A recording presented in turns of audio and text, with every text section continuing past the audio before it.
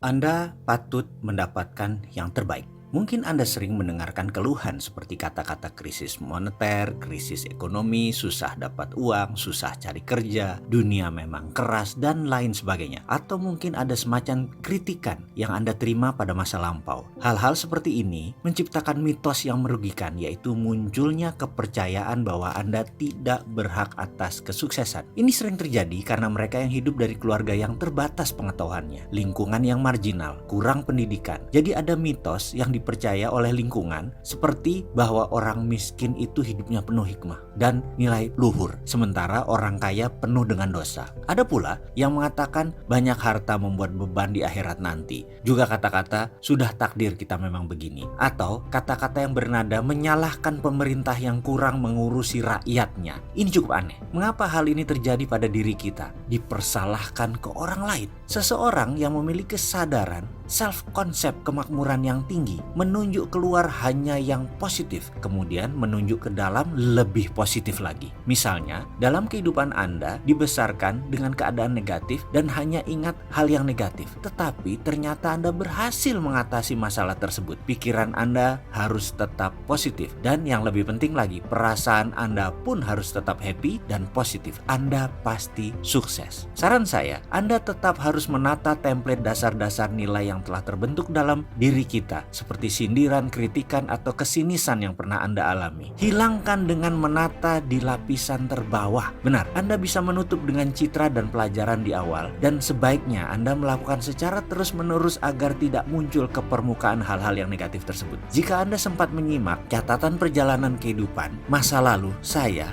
lelah hidup tersandung-sandung. Saya jalannya terantuk-antuk. Di sanalah saya mulai melakukan perenungan sekali lagi. Saya mendefinisi ulang pikiran saya. Saya mengulangi kata-kata positif lagi terhadap diri maupun keluar diri, terus menerus hingga sekarang, dan semoga saja terus begitu di masa yang akan datang. Kini saya ubah nilai-nilai lama saya. Saya ingin mengerjakan hal-hal yang saya cintai bersama orang yang saya cintai, mendapat ridho ilahi, dan hasilnya tak terhingga. Dalam pikiran tentu data lama masih ada dan tetap ada, tapi sebaiknya kita letakkan di dasar yang paling bawah, sedangkan pikiran dengan data baru yang positif berada di lapisan atas. Jadi kita yang mengakses hanya lapisan atas saja terus. Sejujurnya yang kita tata kali ini masih berkisar tentang materi. Kita masih harus bekerja keras untuk menata kesadaran tentang kesehatan, hubungan dengan keluarga, mendidik anak, dan lain sebagainya. Kita akan nanti sampai sana. Ada sebuah pemahaman baru yang akan masuk ke dalam pikiran Anda di chapter selanjutnya. Di sana Anda akan tersentak karena ada sesuatu yang berbeda di dalam pemahaman selama ini dalam pengertian mencari materi. Anda tidak perlu menjadi pengusaha untuk kaya raya, tak perlu modal besar untuk sukses. Bahkan Anda boleh dengan santai dan tetap mengerjakan apapun yang Anda suka dan Anda cintai. Anda tetap berhak untuk kaya raya, meskipun tetap dengan profesi Anda, dengan profesi keseharian Anda. Tidak ada ubah satu apapun, tidak perlu berubah drastis. Kalau Anda ibu rumah tangga, tak perlu menjadi pegawai meninggalkan anak-anak balita di rumah. Yang Anda butuhkan hanya merumbuhkan jangkar, dalam tanda petik, segala sesuatu yang membuat Anda miskin harus dihilangkan, yang selama ini menghalangi Anda dari tujuan Anda mendapatkan kemakmuran. Dan video ini tidak menjanjikan Anda untuk memperoleh rose garden, bahwa semuanya mudah, semuanya enteng, semuanya mudah membalik tangan. Tidak sama sekali. Yang harus disadari adalah semuanya dimulai dengan keyakinan, yaitu keyakinan baru.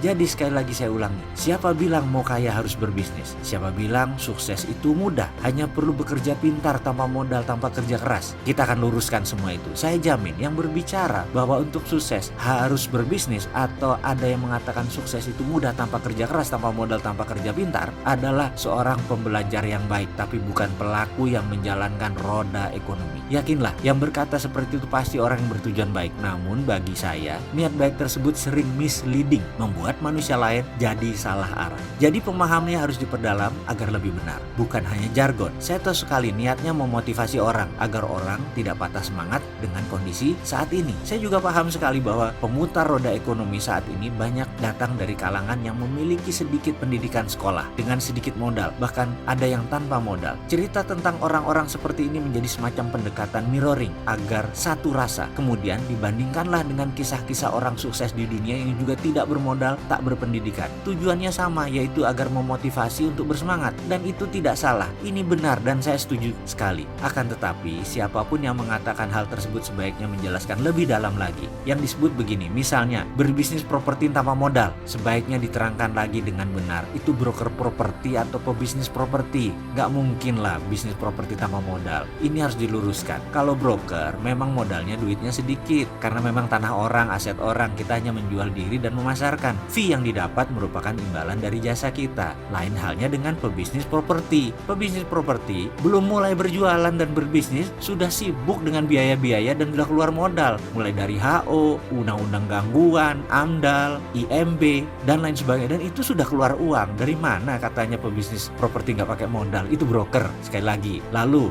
berbisnis properti tanpa modal itu di mananya? Nggak ada kan? Udah deh. Jadi kita harus jujur mengatakan bahwa bisnis pasti pakai modal, tapi kaya bisa tanpa modal. Jadi daripada ngusung woro-woro bisnis properti tanpa modal, menurut saya akan lebih baik jika menginformasikan, diperjelas. Misalnya cara menjadi sales properti yang baik, cara melipat gandakan penjualan properti Anda, dan semacamnya. Menurut saya ini lebih jujur dan tidak memberi harapan palsu kepada orang-orang yang haus sukses. Ada juga yang mengusung jargon kerja pintar. Ini biasanya pemain bisnis MLM. Dan sekali lagi, ini bukan hal yang salah. Ini benar, kerja pintar. Karena kerja Anda hanya jualan produk. Anda tidak perlu memikirkan gudang, distribusi, administrasi, atau izin-izin. Anda tidak perlu susah-susah menciptakan merek dan lain sebagainya. Anda hanya perlu membangun sales team, berjualan dan memotivasi. Titik. Itu memang kerja pintar. Anda hanya mengerjakan 30% dari sisi bisnis. Namun, leader seperti itu tidak bisa mengatakan bahwa ber-MLM itu berbisnis. Ini hanya strategi salesmanship. Sales adalah bagian dari bisnis dan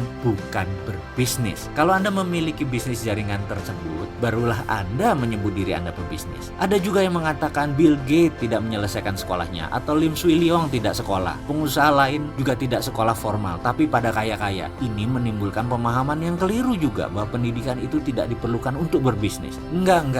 Ini harus dibenarkan. Hal ini juga sebenarnya saya tidak menentang ada orang kaya dengan tidak sekolah. Bisnis memang open source, semacam pintu terbuka. Mau orang tidak berpendidikan, tidak beragama, tidak bermoral, kejam, baik hati, atau usaha jenis apapun, Anda bisa saja sukses. Bisnis sukses tidak bisa diklaim sebagai hanya tempat orang tidak berpendidikan. Itu tempat semua orang dengan latar ras apapun, agama apapun, dengan ilmu apapun. Bagi saya, maaf ya, ini hanya pendapat pribadi. Benarlah banyak orang tersebut tidak berpendidikan formal. Akan tetapi kalau Anda berada dekat mereka, akan terasa bahwa ilmu mereka tinggi sekali. Ya, mereka sangat berilmu, dan dalam menuntut ilmu memang tidak diperlukan sekolah formal. Selama Anda bisa belajar, bisa berilmu, sekolah formal hanya pelengkap. Seorang Ciputra misalnya, sejak lahir sudah melihat timbangan terigu, telur di matanya ketika orang tuanya berdagang. Dari bayi dia sudah mengenal tawar-menawar, berjualan, menentukan harga, melayani pelanggan, walaupun saat itu hanya skala warung. Nah, ini sebuah keilmuan yang dipelajari melalui jalan hidupnya. Siapa yang bisa melawan keilmuan dagang seperti itu? Mau makan sekolah sampai S3 di perguruan tinggi ternama sekalipun, gak akan diajari hal itu. Lalu sewaktu dia berbisnis di usia 20 tahunan, sebenarnya dia sudah memiliki ilmu dagang sebagai platform pola dalam pikiran bawah sadarnya. Jadi, berbisnis merupakan matriks yang rumit, yang seharusnya tidak dipikirkan tetapi dijalankan. Untuk berbisnis, Anda harus memiliki komitmen dan ide yang terlatih. Bahkan sahabat saya mengatakan, sekreatif apapun ide Anda, kalau tidak laku dijual, namanya Anda tidak kreatif.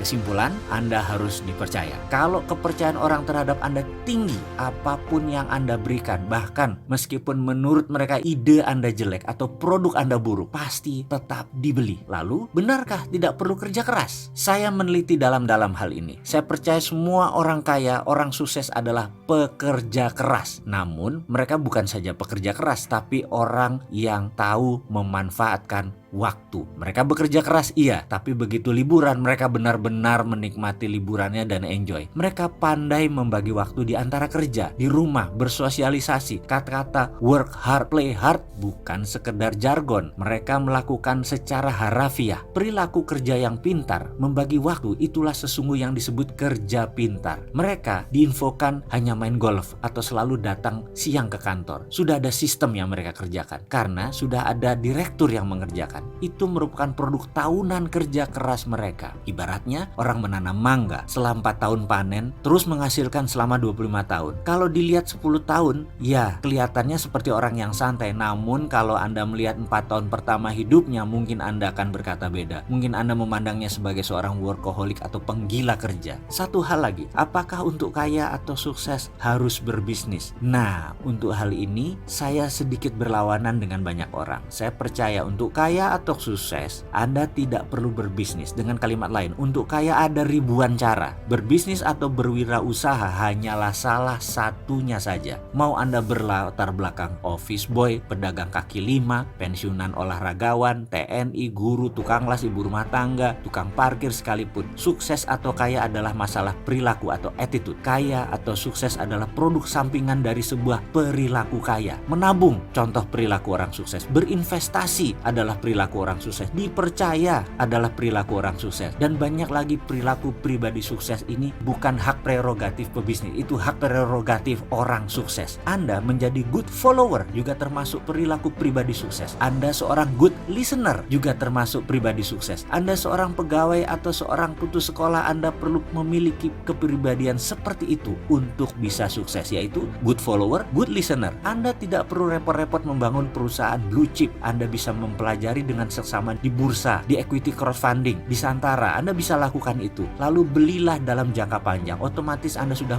merupakan shareholder perusahaan tersebut. Walaupun minoritas, namun tetap saja Anda termasuk pemilik sebagian saham perusahaan tersebut. Misalnya, Anda tahu di masa sekarang bisnis retail akan naik. Melihat net income per kapita di Indonesia sudah 3.800 US dollar. Jadi, belilah saham Unilever. Lalu simpan selama 5 tahun. Dijamin kenaikannya pasti. Itulah berinvestasi. Bahkan ada yang unik nih. Sahabat-sahabat istri saya dan kelompoknya memiliki kebiasaan aneh. Setidaknya menurut saya, setiap bulan mereka arisan. Ya namanya juga ibu-ibu. Tapi ada yang aneh di kelompok ini. Setiap arisan isinya adalah perdebatan data dan informasi saham apa yang mereka akan beli bulan ini. Lalu siapa pemenangnya akan ambil uang tersebut di tahun depan. Misalnya masing-masing store 1 juta rupiah. Ada 12 peserta. Jadi setiap bulan ada saham yang dibeli senilai 12 juta yang akan dicairkan 1 tahun setelah diinvestasi. Misalnya dari hari kocokan tersebut, Ibu A mendapatkan pemenang arisan bulan itu. Kemudian dibelikan saham kelapa sawit, Astra, Argo Lestari. Lalu bulan depan 12 juta diinvestasikan ke saham Trada Marine Cargo. Itu diputuskan setelah mereka berdua-belas berdebat dan berdiskusi. Kalau dengar ceritanya seru juga nih. Saya